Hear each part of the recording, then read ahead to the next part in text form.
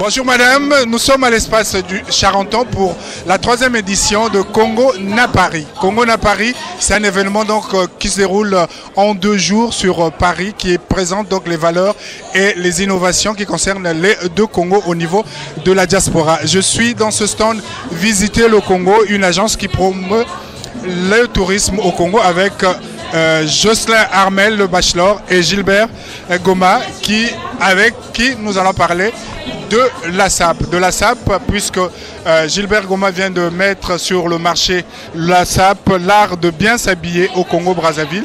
Et on sait que le Congo-Brazzaville est la terre de la SAP et qu'il y en a même qui disent que tout Congolais est sapeur. Et donc j'ai mis ma veste pour être dans cette logique.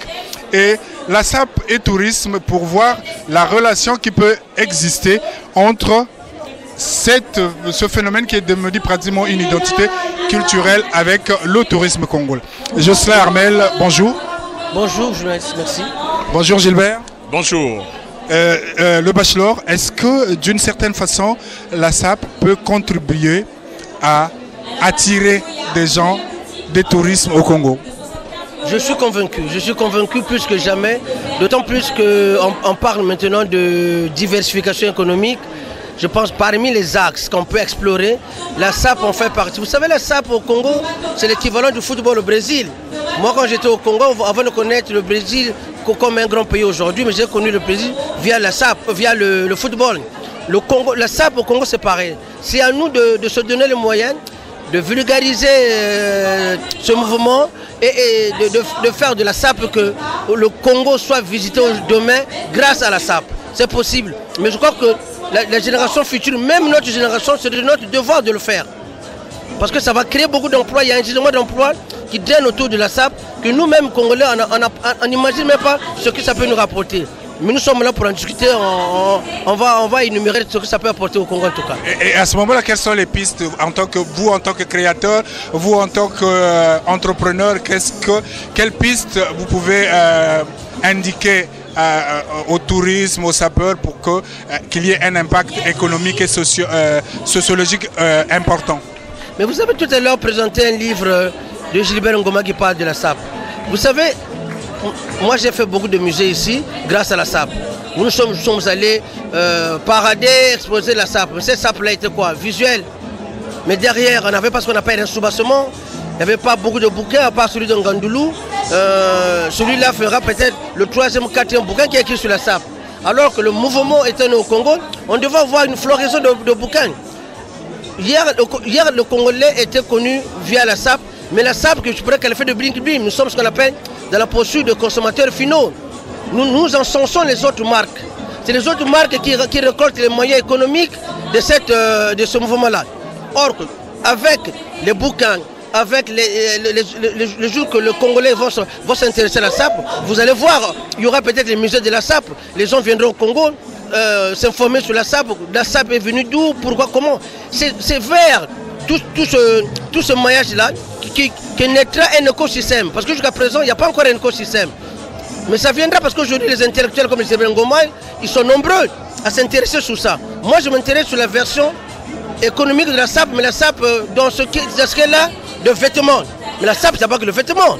Vous comprenez? Mon ami et frère, par exemple, Alain Mabonko a écrit sur la SAP beaucoup de choses. Donc, il y aura des choses qui sont faites, qui sont déjà faites. Mais il manque ce qu'on appelle ceux qui ont la chance d'être ministre, d'être, je sais pas quoi, directeur, je sais pas quoi, ou bien même président de la République. Ça leur incombe à eux. Il n'y a pas de petites choses pour un pays, vous comprenez? Moi, j'ai la modeste place de dire aux Congolais que vous pouvez faire de la SAP un grand vecteur de communication pour le Congo. Mais Gilbert vous le dira aussi avec son analyse. Okay, alors, merci le bachelor, on va revenir tout à l'heure.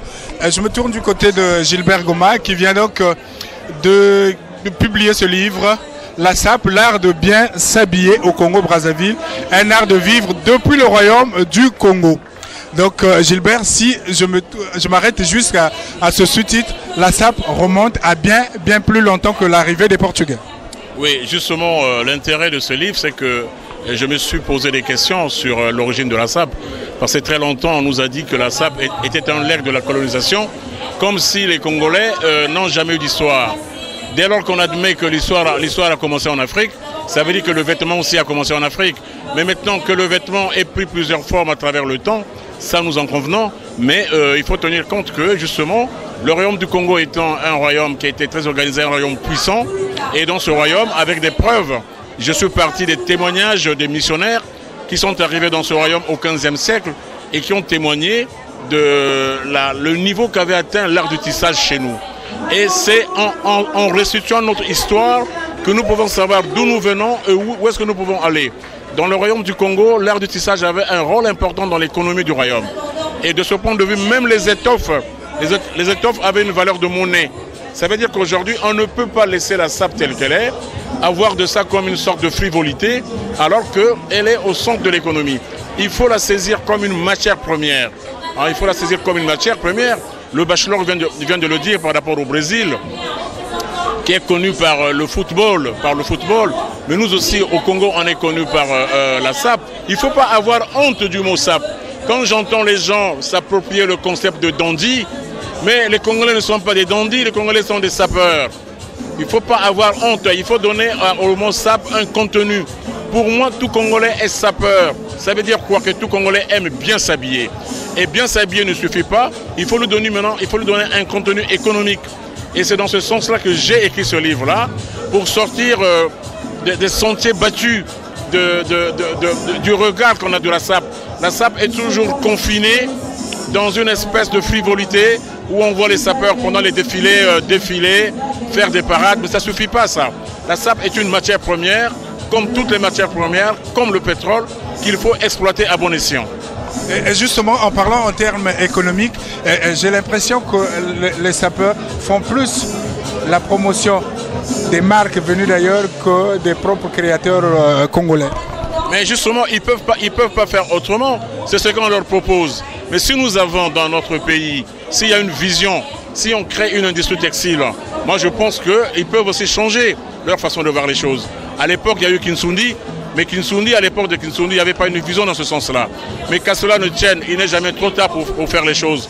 Nous avons par exemple à Paris des Congolais qui se battent. Un garçon comme le bachelor se bat au niveau de la création. Mais il faudrait que les Congolais aussi le soutiennent. Parce qu'un seul doigt ne peut pas laver la figure. C'est pour ça que de ce point de vue, j'ai voulu donner à la sape un support théorique. Un support théorique qui ferait que désormais, on ne peut pas prendre la sape juste pour quelque chose de frivole. Quand vous voyez tous les Congolais ou presque, mais allez-y à Brazzaville, allez-y à Dolisie, allez-y à Pointe-Noire, tout le monde veut bien s'habiller. Mais on ne peut pas être ces gens-là qui aiment bien s'habiller et ne s'habiller qu'en fonction de ce qui vient de l'extérieur. Mais c'est quand même absurde. C'est pour ça qu'il faudrait que nous prenions ensemble cet aspect fondamental qui est la sape, qui est notre patrimoine. Ce patrimoine, il faut vraiment le fructifier, il faut le rendre utile, il faudrait qu'il y ait des dividendes par rapport à notre économie. À ce moment-là, il faut qu'il y ait l'implication des pouvoirs publics, une politique de la même manière qu'une politique sportive, puisque vous prenez l'exemple du Brésil, il y a une politique sportive au Brésil, notamment sur le football. Il doit y avoir une vraie politique et mettre en place des mécanismes qui feront en sorte que les créateurs locaux trouvent leur compte dans ce phénomène-là. Justement, c'est ce que je décris un peu, parce que j'ai choisi la période entre 1975 et 1985, une période qui correspond à une amplitude de la sape dans notre pays, avec le retour massif des Parisiens. Et je pense qu'il y a eu des erreurs qui ont été faites à l'époque, parce qu'il y a eu des Parisiens qui ont vécu une sorte d'inquisition. Ils étaient vécus comme des brebis galeux, alors qu'on pouvait en eux tirer l'intelligence de ce phénomène parisien, de ce phénomène des Parisiens. Et c'est ce que je propose dans mon livre, que les pouvoirs publics puissent voir qu'est-ce qu'on peut tirer de ce grand mouvement qui remonte depuis le royaume du Congo, sinon même au-delà. Mais moi, je me suis limité au niveau du royaume du Congo. Bon, qu'à cela ne tienne, certainement d'autres verront un peu plus loin, mais on ne peut pas ne pas tenir compte de cet engouement des Congolais pour le beau vêtement. Il faut tirer les conséquences de ça sur le plan économique. On est dans le stand Visiter le Congo, donc qui fait la promotion du tourisme au Congo. Et selon vous, est-ce que ça peut être un pilier important pour rebooster le tourisme? Parce que quand on parle tourisme en Afrique, le Congo est très très loin dans le classement. Mais bien entendu, nous n'avons pas que le pétrole comme richesse. Il y a un proverbe indien qui dit « Le bonheur est toujours à vos pieds ». Et chez nous, nous avons à nos pieds la SAP. Mais il faut valoriser la SAP. La SAP, moi de temps en temps, je vais voir mon ami le Bachelor à Paris. Sa boutique est classée parmi les monuments du tourisme en France. Et je rencontre souvent là-bas des touristes qui viennent du monde entier pour venir visiter sa boutique parce qu'il a des vêtements iconoclastes, des vêtements qui sortent tout droit de la créativité congolaise. Et ça, c'est fondamental. Imaginez si c'est au Congo que sa boutique se trouvait au Congo. Donc ça pouvait ramener un nombre infini de touristes. Et je pense que la SAP, c'est un élément crucial. Il faut seulement la rendre intelligente. Alors, Jocelyn Armel, Gilbert vient de dire que si votre boutique, si vous avez une autre boutique ou à Pointe-Noire, ou à Brazza, ou à Dolisie, peut-être que certains touristes qui viennent vous voir à Paris iraient directement au pays. Est-ce que dans les projets, vous visez à mettre en place une boutique au pays? Gilbert vous a brossé la situation de la SAP à Paris, où je peux dire que l'écosystème fonctionne déjà. Dans le préambule de ta question, à un moment donné, tu as parlé de volonté politique. Vous savez, aujourd'hui à Brazzaville, je ne dis pas que nous sommes le Congolais élégant, mais nous ne sommes pas un paradoxe près. Vous allez voir déjà tous les hommes qui sont à Brazzaville, qu'on appelle des hommes élégants. Bon, partons du premier Congolais au dernier Congolais, c'est le dernier Congolais que je suis, existe. Vous allez remarquer dans tout ce que nous portons, je dis bien, c'est très sérieux, dans tout ce que nous portons, il y a ce qu'on appelle un certain déni congolais qui existe. Et vous ne pouvez pas dire, nous sommes le berceau de la SAP et que derrière, vous ne prenez même pas le temps de savoir, mais cette SAP-là, si elle profite à nos frères ouest-africains qui viennent à Brazzaville, c'est qu'il y a des fortunes derrière qui ont été amassées grâce à la SAP. Bon, maintenant, si ces fortunes ont été amassées grâce à la SAP, c'est que ce maillon-là, c'est que comment on appelle ça, ce filon est porteur. Mais nous, le Congo, je dis, nous ne sommes pas à un paradoxe près. Vous savez, aujourd'hui, j'étais à Kinshasa en 2016. Ça, je vais faire une anecdote. Je suis avec un grand musicien qu'on appelle... comment on appelle ça, Manoa Kouakou. Lui, il dit... C'est un de Zaïko. De Zaïko. Le grand Manoa Kouakou, il dit, grand petit Bachelor, il serait intéressant dans le temps que le musée de la SAP soit à Brazzaville et le musée de la Rumba à Kinshasa. Vous savez, la SAP est née au Congo. Mais ce n'est pas parce que la SAP est née au Congo qu'on ne doit pas avoir ce qu'on appelle une approche sous-régionale pour vendre cette SAP-là. La SAP est née au Congo, mais elle parle aux gens de la RDC, elle parle aux Gabonais, elle parle aux Tchadiens. Donc c'est un phénomène mondial. Mais il ne fait que dans la sous-région. Si aujourd'hui le Congo défendait la SAP comme une création congolaise dont le Congo peut être fier, je vous garantis. Vous savez, en France où nous sommes, les 5 premières fortunes, je dis bien, les 5 premières fortunes professionnelles tournent autour de ce qu'on appelle la mode. La mode, hein, mais comme vous avez les Louis Vuitton, les Lanvin, c'est la mode. Mais la SAP, c'est la mode. Mais, comme dit Gilbert, au Congo même, celui qui est bac plus 1000 a peur d'être fait en tant que chauffeur. Il n'aime pas ça. Il trouve que c'est un terme galvaudé. C'est un terme qui ne va pas avec lui parce qu'il a bac plus 1000. Mais à quel moment? Parce que le Congolais est fier du pétrole. Le Congolais est fier du bois. Mais le bois, le pétrole, ce sont pas des créations congolaises que je sache. Voilà. J'ai parlé de volonté des pouvoirs publics tout à l'heure, mais il y a quand même un ministère qui s'occupe de l'artisanat. Pour parler de... C'est pas forcément l'artisan. Non, je parle en termes de créateurs, les couturiers, les chapeliers et autres sont dans ce qu'on appelle l'artisanat. Oui, tout ça c'est la mode, tout ça c'est la mode. Mais ça c'est, mais justement, je vais rappeler une chose. Vous savez qu'en France, la mode, le domaine de la mode déjà, occupe la deuxième place dans l'économie française. Plus de 1500 milliards d'euros. Et ça veut dire que chez nous aussi, si on met la main, si vraiment on met la main à la pâte, ça peut être une grande source d'économie et de création d'emplois. Il n'y a pas que le pétrole. Et même à partir du pétrole, on peut créer des vêtements. À partir du pétrole, on peut créer des imperméables. À partir du pétrole, on peut créer du nylon, de la polyester. Donc, nous sommes au centre de la création au niveau du pays, au niveau du Congo. Et il suffit seulement que les gens, que les pouvoirs publics puissent prendre ça vraiment à bras le corps. Alors, un dernier mot, Jocelyn Armel, on va se séparer. Pour cette année, est-ce que vous avez déjà votre nouvelle collection ou est-ce que la nouvelle collection est prévue pour quand? Les petites informations sur la boutique pour que les sapeurs qui nous suivent soient au courant des dernières. L'actualité de la marque Connivence, c'est simple. Dans quelques mois, on aura déjà le site vente en ligne, connivenceparis.com, qui avait déjà existé, mais là, on va le remettre au goût du jour.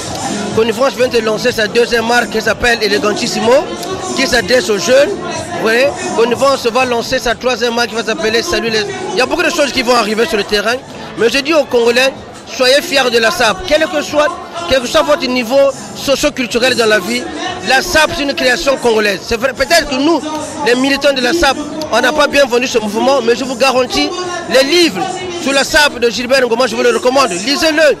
C'est un intellectuel congolais qui l'a écrit. Il a sa vision, mais il a écrit, c'est important. C'est une contribution. Moi, modestement, je suis en train de visiter la SAP économique. Je vais à Brazza, là, pour le 15 août, il y a les 60 ans de la maison de l'orchestre Bantou. Ils ont fait le choix que je sois la marque Connivence qui les habille. Il y a cette petite fusion qui est en train de se faire entre Brazza et la marque Connivence, ce qui n'était pas le cas hier. C'est à moi aussi de m'inviter à Brazza. Je remercie tous ceux à Brazza, que ce soit les autorités ou les Congolais lambda qui suivent ce que je fais à Paris, de leur dire le moment est venu de ne pas s'ostraciser. On aime mettre les gens dans les tiroirs, non. Le monde est ouvert, les autres pays ne nous attendent pas. Si la SAP pouvait être le trait du nom entre nous tous, alors tout le monde devenant des sapeurs, mais dans le bon sens du terme. Merci Jocelyn Armel. Et Gilbert Ngoma, le livre sur la SAP, il vient de paraître. Alors, il y a forcément des sapeurs de l'autre côté qui peuvent être intéressés par ce type de livre. Comment faire? Il est vendu où et à combien? Mais le livre est vendu à 18,50 €. Bon, à Paris, on le retrouve un peu partout, au niveau de la FNAC, au niveau de l'Harmattan, au niveau de la Présence africaine, mais aussi au niveau des boutiques de mode, telles que chez Le Bachelor, c'est important. Et puis aussi, il y a des gens dans d'autres endroits que je communiquerai d'ici peu, mais à Brazza aussi, d'ici peu, ça arrivera à Brazza, à Pointe-Noire également, et également en Afrique, parce que dans ce livre, il y a aussi les sapeurs de toute l'Afrique, hein. Les sapeurs du Burkina Faso, les sapeurs de la Côte d'Ivoire, les sapeurs de la Guinée, les sapeurs de l'Afrique du Sud et les sapeurs même des États-Unis. Donc c'est un mouvement qui est en train de faire boule de neige et on ne peut pas ne pas s'intéresser à ça. C'est pour ça, une fois de plus, je tire la sonnette d'alarme au niveau des pouvoirs publics. On doit tout faire. Le ministère de la Culture ou de l'Économie doit s'organiser à faire en sorte que tous les créateurs qui s'engagent dans la SAP doivent être aidés, d'une part, et d'autre part, il faut voir comment tirer des dividendes de ce grand mouvement qui aujourd'hui plante de l'essor dans presque tout le monde entier. Ce n'est pas quand même gratuit que les télévisions du Japon, de tous les pays font des reportages sur le Japon. D'ailleurs, à l'université de Manchester en Angleterre, au niveau de la fac des lettres, on enseigne la SAP. Et comment ça se fait que la SAP est enseignée ailleurs, même pas au Congo chez nous? C'est pour cela que nous ne pouvons ne pas tenir compte de ce patrimoine qui est le nôtre. Voilà. Merci Gilbert et merci à vous également.